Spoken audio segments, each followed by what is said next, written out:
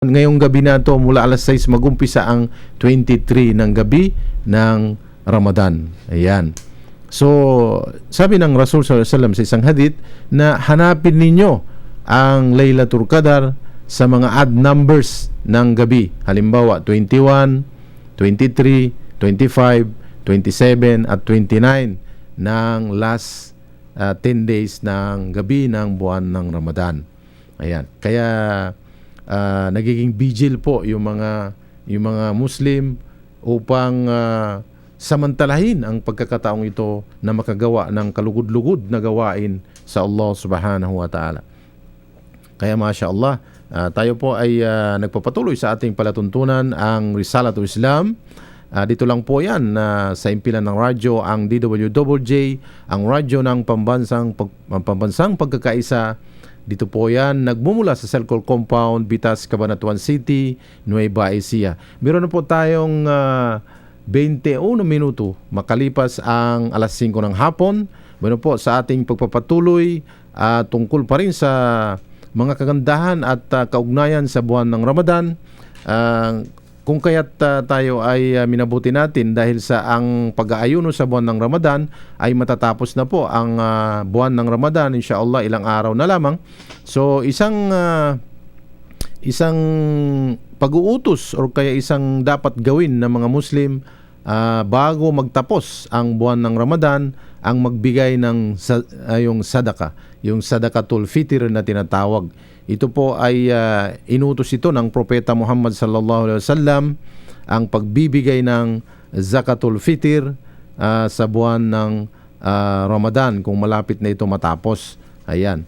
Ang mga scholars natin, mayroong mga view tungkol kung kailan magbigay ng zakatul fitr o kaya ilang araw na lamang o hanggang kailan pwede magbigay ng zakatul fitr. Ayan. Masya Allah. So ang zakatul fitr po ay zakatul fitr na tinatawag ay ginawang obligado ng Propeta Muhammad sallallahu alaihi wasallam sa kanyang mga tagasunod noong buwan ng Sha'ban sa pangalawang taon ng Hijriya.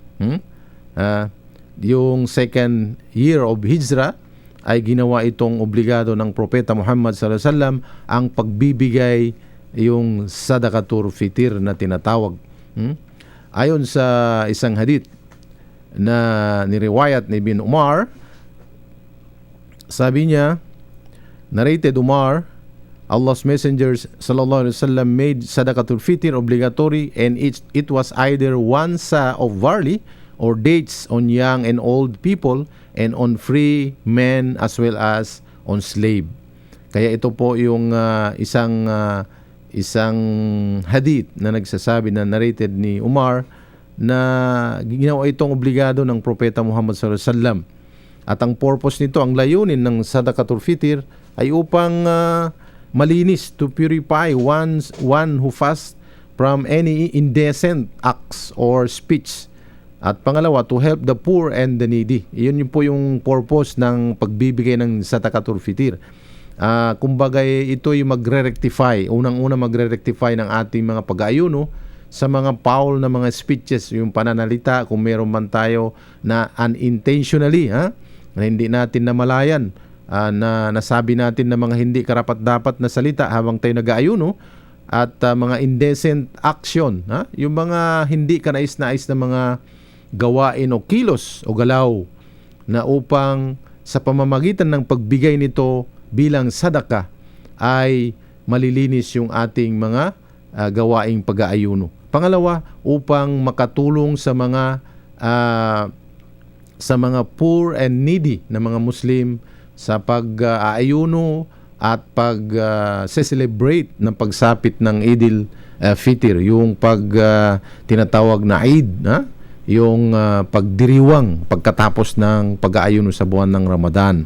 Yan po ang layunin kung bakit tayo ay inutusan ng Propeta Muhammad sumakanya nawa ang kapayapaan na magbigay ng sadaqatul fitr.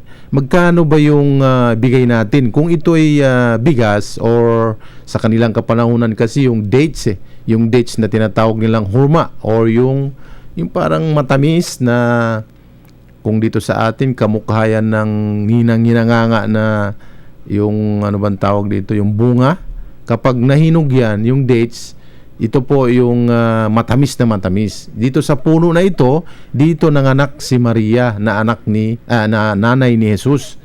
Si Maria or Mary, dito po siya nanganak sa ilalim ng puno ng palmera na ito, date farm.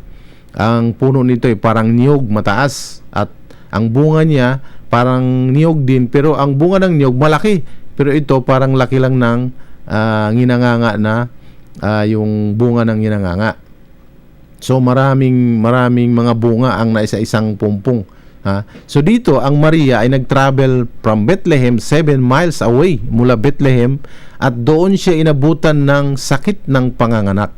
Doon siya nagluwal kay Jesus, kay baby Jesus, or kay Isa alayhis salam, sa ilalim ng puno ng date farm na ito. At meron siyang, sa tulong ng Allah, ng dakilang tagapaglikha, merong boses siya narinig.